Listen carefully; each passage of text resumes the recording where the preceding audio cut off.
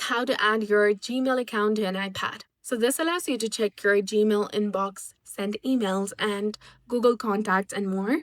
First, you need to go ahead and open your settings application on your iPad. On the left side, scroll down and tap on Mail.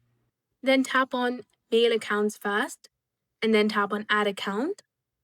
You can either add iCloud, Microsoft Exchange, Google account, Yahoo, AOL, Outlook.com, or other as well. So if you want to add the Google, go ahead and tap on Google. Since Gmail is a Google service, now sign into your Google account and you'll be sharing some information. So tap on continue if you agree, and you will also need to grant some access and choose what you want to sync.